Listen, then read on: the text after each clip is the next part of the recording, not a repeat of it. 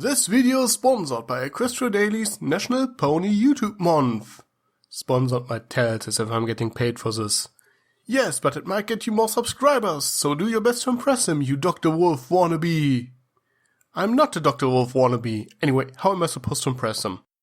It's Equestria Daily, just review a Trixie episode! Fine, Boastbusters it is. Anything you could do, I could do better. I can do anything better than you. No, you can't. Yes, I can. No, you can't. Yes, I can. No, you can't. Yes, I can. Yes, I can. Boastbusters is a weird episode. I kinda like it and hate it at the same time. There's really a lot of bad stuff in it, but I still wouldn't put it on my worst of all time list, even though some episodes on it are probably better from a critical point of view.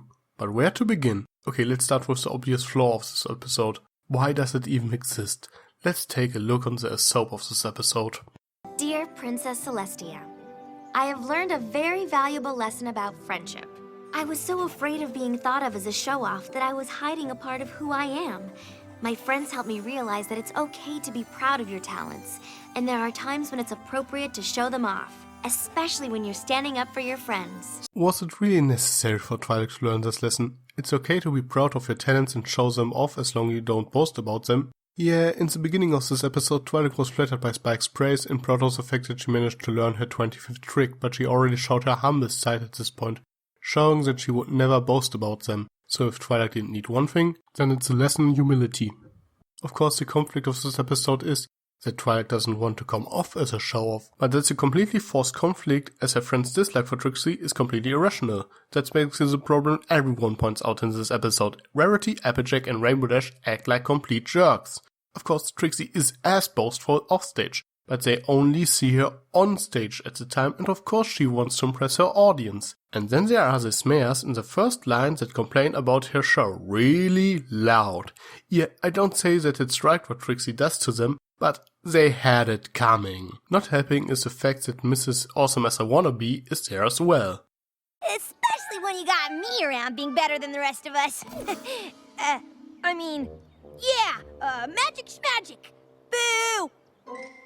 Yep, they even lampshade the fact that Rainbow Dash is not really better than Trixie. If you want to make a character look bad, don't show us that one of our main characters is the same, unless it's the point of the episode to teach that character a lesson. If this were a Rainbow Dash episode with her learning the lesson, it would work much better. But nope, she doesn't learn this lesson until the mysterious Magic Duel, another beloved episode. But I have to say, I don't really have a problem with Twilight here. At this point she is basically a sociopath new to the whole friendship thing. Considering that her friends dislike Trixie for no good reason, it seems believable that she would assume that they would dislike her for being good at magic as well. While we are at it, this episode claims that Twilight only knows 25 magic tricks at the time. As Twilight has a spell for any situation in later episodes, we can assume that she learned a lot more since then. Oh, Spike, stop. I'm sure there are lots of ponies right here in Ponyville that know just as much magic as me. Are you kidding? I don't think there's another unicorn in all of Equestria with your kind of ability, Twilight. Meanwhile, in Canterlot. Achoo! Bless you, Miss Shimmer. Meanwhile, in the town. Achoo! Something wrong, Miss Glimmer? Yes! I'm allergic to inequality! You're obviously not equal enough! Not the room! Not the room! Yeah, 25 magic tricks are not that spectacular by season 5 standards, but it seems a little bit odd that Celestia's prime student only knows 25 spells after years of studying.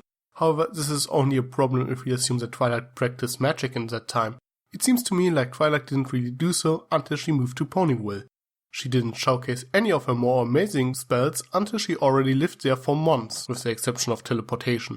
I think Twilight was more concerned with studying science, history and theoretical magic. She actually has little experience using more complex spells.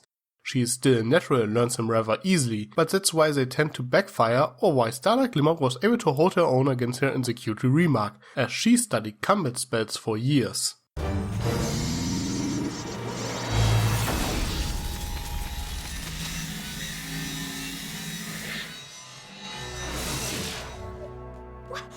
Studied that spell for years! But this video is about Trixie and not Starlight. Trixie is without a doubt the greatest and most powerful saving grace of this episode. She's one of the most popular secondary characters of the show and basically became a mascot for Equestria Daily. Fanfic writers went crazy with her, often portraying her as a counterpart and rival for Twilight. Well, we got plenty of those later on, and Trixie might qualify as such in Magic Duel, but we are talking now about her original appearance. And in Ghostbusters, she has next to non-interaction with Twilight. They both are unicorns, and have arguably more magical know-how than most other unicorns. Twilight is humble and helpful, while Trixie is egocentric and boastful. And that's where the comparison stops. Yeah, she can be used as a foil for Twilight, but personality-wise I think she works better as one for Rainbow Dash, something the writers apparently realized as she is portrayed as such in Equestria Girls to a certain degree. Anyway, the true reason why she is so popular is ironically her boasting, the very thing that is portrayed as a negative attribute in this episode. She's just so over-the-top hammy that it's almost hard to dislike her. And fact is, that's pretty normal for a stage magician. She puts up a show and seemingly succeeded to entertain the masses, except the fact that she humiliates half of the main six after they try to outshine her. She does nothing wrong in this episode. And as I said before, they had it coming, not to mention that no one forced them to accept her challenge. While Trixie is not a nice person, she shows no ill intention in this episode. She only wants to put on a good show. She's a traveling performer after all. She also tries to stop the Ursa Minor, even though that thing is way out of her reach. She confesses that she lied to impress the masses and her reputation is ruined, destroying her livelihood as an entertainer. Is it me or does it seem like she doesn't deserve this kind of treatment? Not only that, many people seemingly think of her as a villain, including Rainbow Dash, who wants to fly after her, for no good reason. Anyway, I can ignore the strange behavior of our heroines and the unjust treatment of Trixie, but there's one thing I absolutely hate about this episode. Snips and Snails. When will people learn it? Dumb does not automatically equal funny. That's the only defining character trait they have. They are idiots. Literally too dumb to live. There's a stark forest of death. It is said that no pony ever returned from it, with the exception of 6 brave heroines that defeated Nightmare freaking Moon. And those two go into it to lure out one of the most dangerous beasts in this forest to Ponyville to see a magic show. Yeah, if that isn't worth a Darwin Award, I don't know what is. Sadly, they survive somehow, and their only punishment is to fix the mess and a moustache. So let me get this straight. Those two cause a giant beast to destroy half the town and get almost no consequences, while Trixie's reputation and livelihood is in ruin for boasting a little. Celestia, I really hate those two. And I'm not alone. No one really likes these two. Even Trixie is annoyed by them, even though they do nothing else in praising her. That's one of the major reasons why Sunset sucks as a villain. Who is dumber? Those two idiots or the one who hires them as minions? Speaking of which, with the exception of the moustache, they get the same punishment in Equestria Girls. Anyway, there's another saving grace for this episode. The Ursa Minor. I still think that this is perhaps the coolest looking monster within the show. And the climax is pretty good too. The way Twilight defeats it by revealing it to be a baby was pretty cool to look at and somewhat funny. However, the most intriguing thing about it is the potential for other beings like it. If there's an Ursa Minor and Major, there could be creatures based off other star constellations as well. For example, the Sagittarius or Lupus constellation would be pretty badass. So let's wrap things up. This episode is somewhat of a train wreck, but there are some good things in it.